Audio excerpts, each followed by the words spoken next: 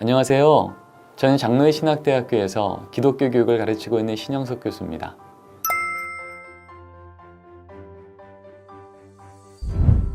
오늘 저는 여러분과 함께 가정예배에 대한 이야기를 나누고자 합니다. 가정예배는 인류의 역사만큼 시대마다 다양한 형태로, 다양한 전통과 다양한 정의로 이해되고 실천되어 왔어요. 인류 최초의 가정이었던 에덴 동산의 아담의 가정부터 시작해서요.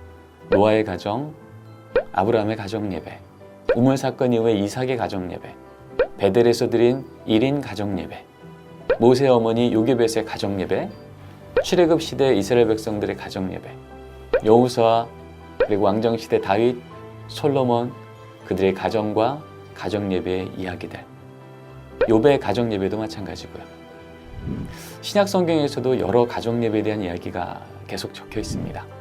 초대교회 교인들의 가정교회와 가정예배에 대한 이야기요.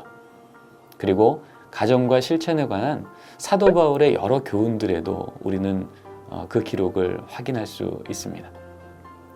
2000년 교회사를 봐도요.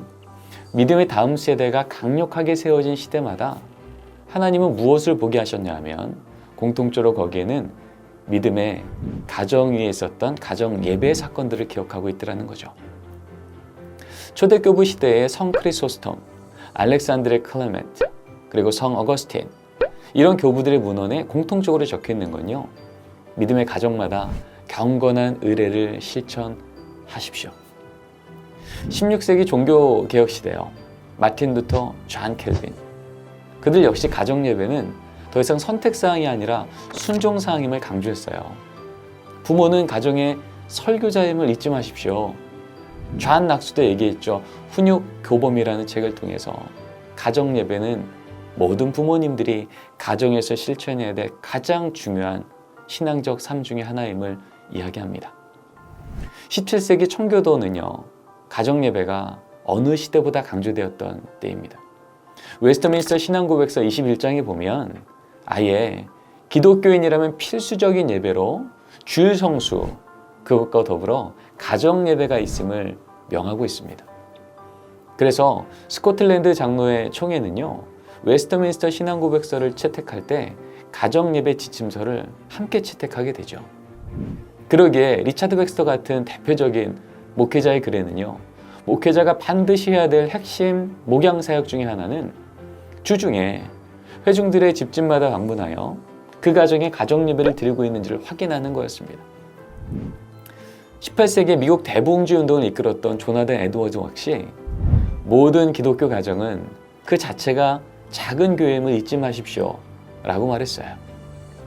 이 대부흥주의 끝자락에서 은혜받아 회심하여 복음 들고 우리나라에 왔었던 한국 선교 초기 선교사님들이 계시죠. 그들 역시 가정예배 유산을 강조했습니다. 그래서 1918년도에 발견된 성경 잡지라고 하는 이 책은요. 1권 1호 첫 번째 페이지가 놀랍게도 가정예배라는 이 문장으로 시작이 됩니다. 가정예배는 도덕 근본상의 작용이요. 그리스도교의 일종 특색으로 수신제가의 요소로다. 한마디로 가정예배야말로 저 집안이 예수 믿는 집안인지 예수 안 믿는 집안인지를 구별하는 가장 큰 특징 중에 하나라는 겁니다. 1919년도에는요. 평양신학교에서 우리 곽알령 교수님이 찰스 클락 교수님이 우리 목사님들 가르칠 때 썼던 교과서가 있어요. 목사 필휴라는 책입니다. 이 책을 보면 여기에 교회에서 집사님, 장로님, 전도사님, 목사님이 임직할 때 교육과 훈련을 다 받았어도요. 이 질문에 답을 못하면 쉽지 않다는 겁니다. 그 질문에 이런 질문이 나오죠. 누구누구 성도님, 가정 예배회는 드리고 있으십니까? 성경은 어떻게 보나요? 한마디로 아무리 교회에서 열심히 예배 안 빠지고 그렇게 나올지라도 적어도 교회 일꾼이라면 모범적인 기독교 가정이라면 마땅히 그 가정에는요. 가정 안에서 하나님 우리 가정의 주인은 하나님이십니다. 이렇게 고백하는 가정 예배가 있어야 된다는 거예요. 정리하자면 성경의 명령도 2000년 교회사의 기록도 하나님께서 믿음의 다음 세대를 복 주시겠다고 그 세대를 다시 일으키시겠다고 명령하실 때마다 하나님은 다음 세대에게 직접 명령하시기보다 먼저 말씀 맡은 자인 부모 세대에게, 가정에서부터 자녀에게 신앙의 등을 보이며 말씀을 부지런히 전하라고 명하셨다는 거죠. 한마디로 가정예배는요, 지금 다음 세대가 흔들리고 있는 것 앞에 내어놓는 대안이 아니라 원래 성경에서 말하고 있던 원안이라는 것입니다. 최근 제가 직접 참여했었던 설문조사에 보면요, 기독부모 540명을 대상으로 물었어요. 그렇게 물었더니요, 기독부모들 중에 95.5%가 가정예배를 사모하고 있다는 거예요. 그런데 그들이 실제로 드리지 못하는 많은 이유 중에는요, 어떻게 드려야 되는지를 모르겠다는 겁니다.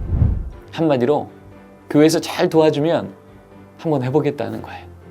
여기에 우리는 희망이 있는 것 같습니다. 이제 저와 함께 가정예배의 정의, 그리고 그동안 가정예배에 대한 오해가 있었다면 이것을 어떻게 풀어날 수 있을지, 우리 집에서 어떻게 가정예배를 시작할 수 있을지 그 이야기를 함께 계속 나누고자 합니다.